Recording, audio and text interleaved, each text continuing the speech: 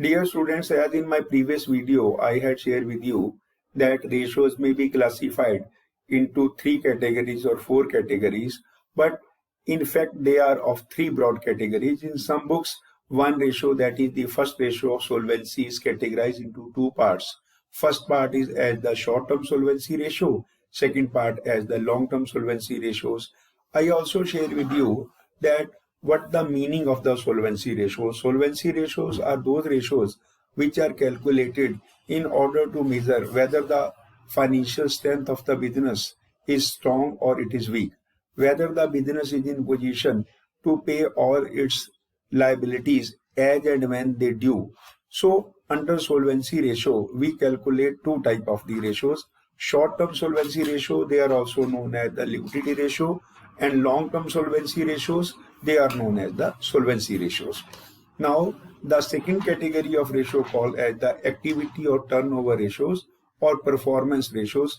These ratios are calculated in order to judge the performance of an organization, and basically these ratios are calculated with reference to the turnover or sales or cost of goods sold.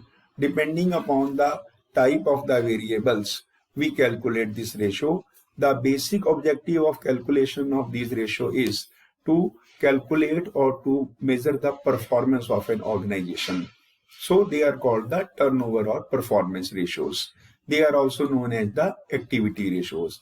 The final category of ratio which generally calculated, that is known as the profitability ratios, in order to judge the profitability level of an organization.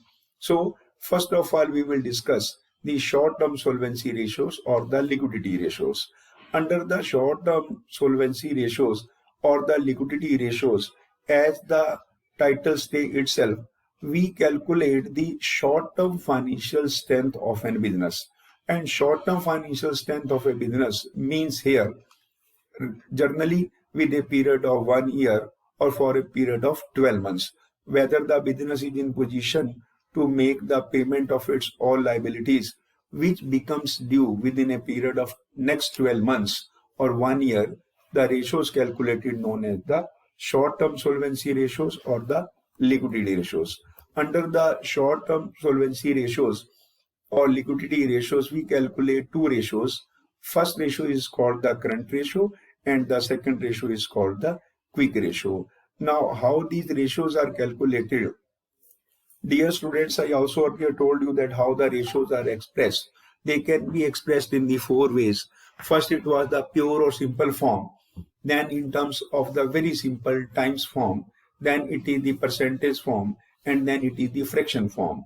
You may express any ratio in any form. So let's understand how we calculate the short-term solvency ratios. First type of the ratio known as the current ratio or working capital ratio. Please understand, this ratio is also known as the working capital ratio. Sometimes some students confuse because under the turnover ratios, we also calculate one ratio that is known as the working capital turnover ratio.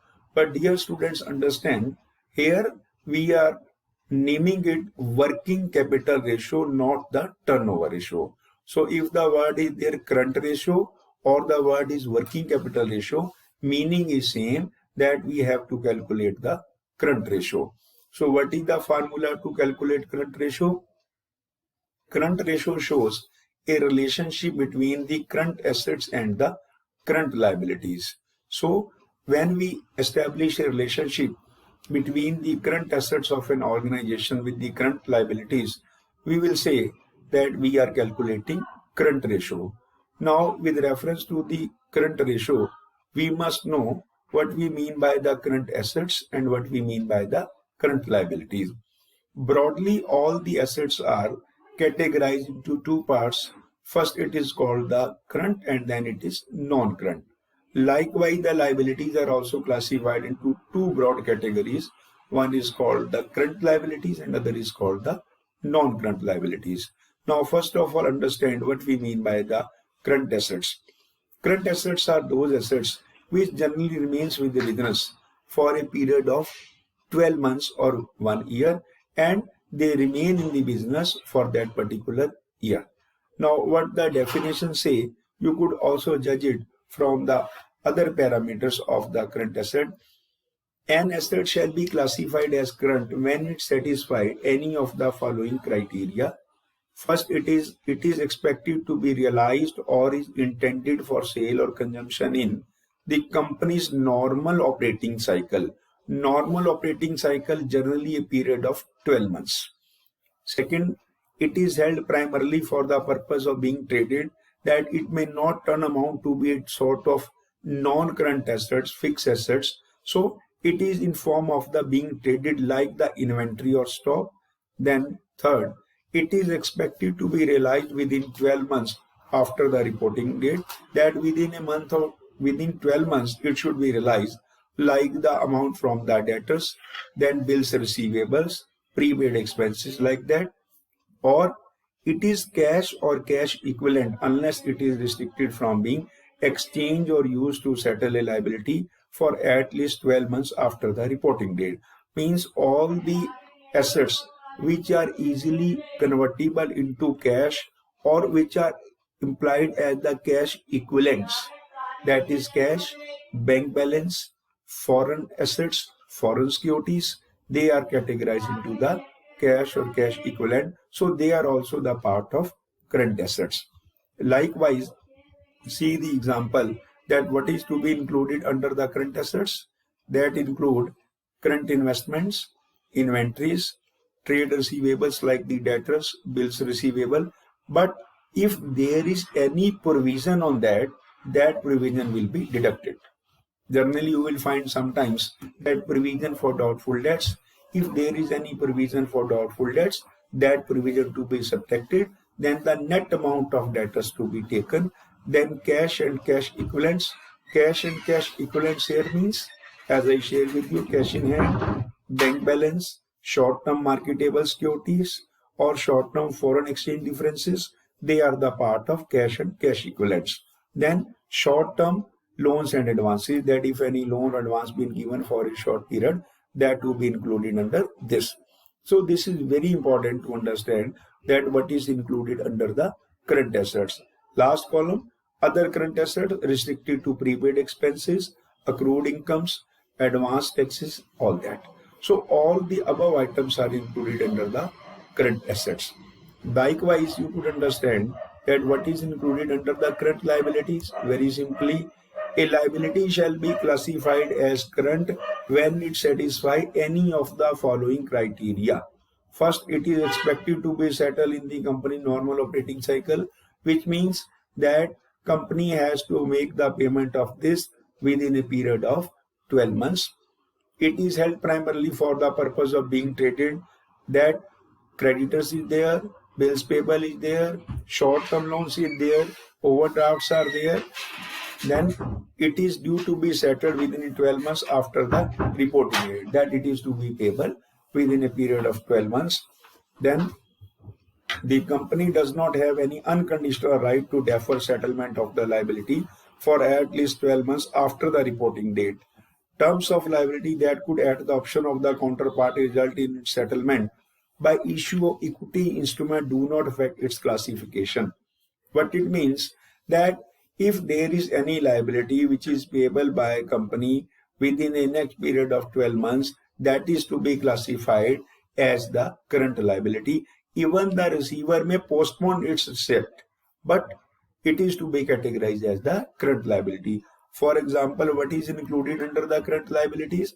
That include short-term borrowings, trade payables, creditors and bills payable, other current liabilities like the provision or payment of the current year taxes and provision of proposed dividend, depending upon certain other variables. So these are some of the items which are regarded as the current liabilities. Now, what is the ideal ratio for this? Ideal ratio here means that where the financial strength is to be treated as the strong or it is viable. If this ratio results is 2:1, simply if the current assets are more than double to the current liabilities or more than that, we could say that the current ratio is very satisfactory and the financial strength for the current period is strong. but it may not have the much variations. If any answer is which is close to 2:1, suppose you would find that 1.95:1 or 1:1, it is satisfactory. But if you find that the ratio is 7:1, 10:1, 8:1, this is not satisfactory. So if you divide the current assets with the current liabilities, you would get the answer of current ratio.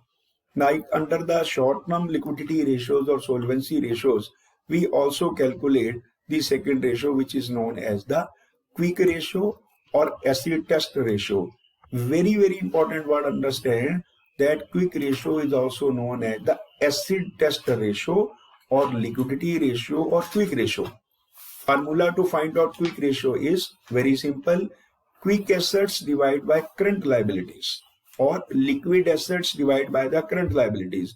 If you compare the formula of current ratio with the quick ratio formula, you would find there that in the denominator, very simple, current liabilities are same as in case of the current ratio, but with reference to the quick ratio, we have to write the word quick assets or liquid assets. Now, what we mean by the quick assets or the liquid assets? If current assets are given and we subtract the inventory or stock, prepaid expenses, advanced taxes, accrued income, the result will be quick assets. See here that if from the current asset we subtract the inventory or stock, prepaid expenses, advanced taxes, accrued income, the result will be known as the quick assets. And when you divide the quick asset to the current liability, the ratio will be the quick ratio. Please understand, suppose if inventory or prepaid expenses, advanced tax, accrued incomes are not given, or if they are not the part of current assets, then current assets and quick assets both are the same thing. But if these items are included in the current assets, then you have to exclude them, or if they are given, you have not to take them while calculating quick assets. So formula to solve this ratio is quick assets divided by the current liabilities. Current liabilities you already know, and quick assets, I told you these items to be subtracted. If these are not given, these will not be taken. So what the ideal ratio for this is? It is 1:1, considered as the best. Or if it is closer to this, if large variation is there to either side, either it is less than say 0.5:1, again unsatisfactory, 3:1, again unsatisfactory. If it is 1:1, which means that quick assets are equal to the current liabilities, we will say that this ratio is ideal and it is to be best ratio as terms of the calculation. So dear students, you had understood that how the ratios to be expressed, and today I had shared with you to the first part of the ratio, that is short-term solvency ratios or the liquidity ratios, and under this I calculated two important ratios. One, it is the current ratio, second, it is the quick ratio. I request you, please must practice and go through to the illustration given in the D.K. Goyal book and also to the exercise. While practicing those illustration and question from the exercise, please keep in mind that you must practice all the questions which are come in any of the board in any of the year, because CBSE regularly repeats those problems and generally asks those questions on repetitive basis. So kindly practice to them. In our next class, I will continue with the other categories of ratios like the long-term solvency ratios, activity or turnover ratios, and finally to the profitability ratio. I once again request you kindly attend your live classes so that your doubts, your problems, your queries to be undertaken. And while you attend the class, please have book with you and also the register and pen so that some important points to be noted down there. Thank you very much. Have a wonderful day.